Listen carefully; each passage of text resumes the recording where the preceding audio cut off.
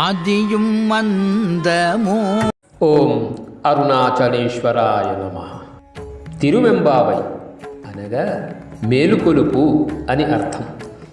ఈ మేలుకొలుపు ఎవరికి, ఎప్పుడు, ఎందుకు అంటే మార్గశీర్ష మాసాన శివవ్రతంలో భాగంగా చల్లని నీటిలో స్నానం చేయడానికి కొంతమంది స్త్రీలు ఇంటింటికి వెళ్ళి తోటి స్త్రీలను మేల్కొలుపుట ఈ తిరువెంబావై సారాంశం. ఆధ్యాత్మికంగా చూస్తే ఇక్కడ స్త్రీలు అంటే జీవులు అనే భావం. నిద్ర అంటే తమోజనితమైన అజ్ఞానం. జీవులను అజ్ఞానం నుండి మేలుకొలిపి మాలిన్యం పోవడానికి జ్ఞానం అనే చల్లని నీటిలో స్నానం చేయటమే ఈ మేలుకొలుపులోని భావం.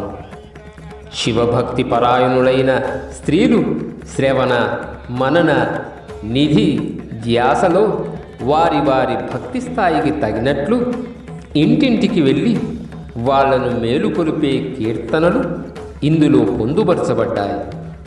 ఈ కీర్తనలు మాణిక్యవాచకార్ రచించారు. పూర్వం మాణిక్యవాచకార్ పాండ్యరాజు ఆస్థానంలో ముఖ్యమంత్రిగా పనిచేసేవారు. ఆయన అత్యంత శివభక్తి పరాయణుడు. శివుని గురించి అనేక కృతులు తన్మయత్వంతో గానం చేసేవారు.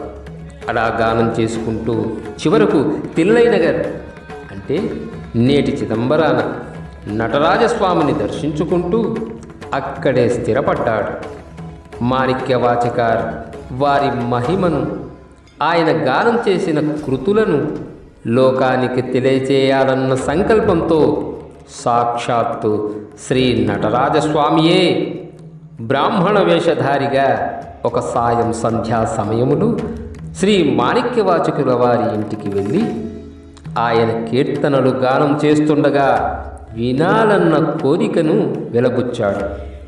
దానికి మాణిక్యవాచకారు వారు సంతోషించి తన్మయత్వంతో కీర్తనలు పాడుతుండగా బ్రాహ్మణ వేషంలో ఉన్న నటరాజస్వామి వాటిని తాళపత్రముల మీద వ్రాయసాగాడు.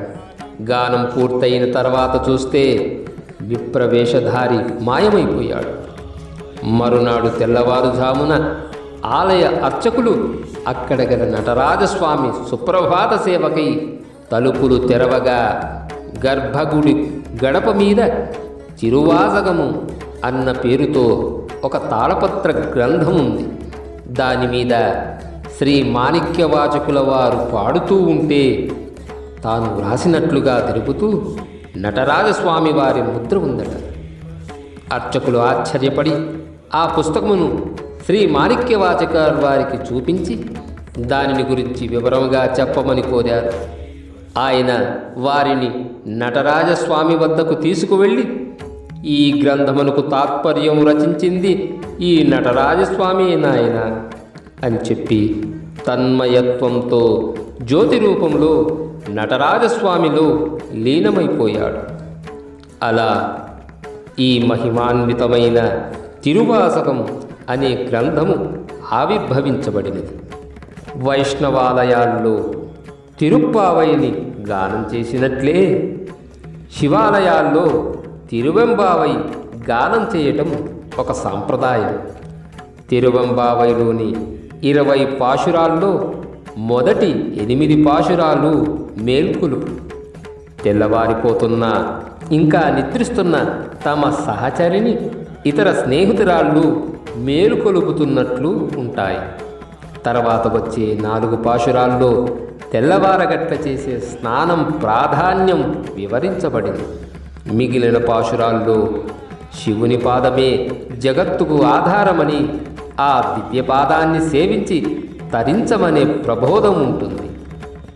మాణిక్యవాచకార్ ఏ కీర్తన రాసినా దాన్ని తన దైవమైన చిదంబరంలోని నటరాజస్వామికి హృదయపూర్వకంగా తన్మయత్వంతో పాడి ఆయన విని ఆమోదించినట్లుగా భావించి ఆ మీదటే దాన్ని ఓ కీర్తనగా లోకానికి అందించేవాడట.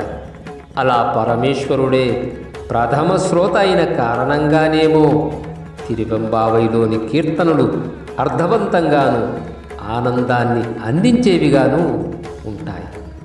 రండి, శంకరుని దివ్యలీలని లోకానికి చాటే తిరువెంబావైని కీర్తిద్దాం. ఇదేదో శివ విష్ణు భేదాన్ని గమనించి చెప్పే మాట కాదు. మంచి గ్రంథాన్ని లోకానికి తేవాలనే ఉద్దేశంతో చెప్పబడేదే. ఓం నమః శివాయ. అనంత శివ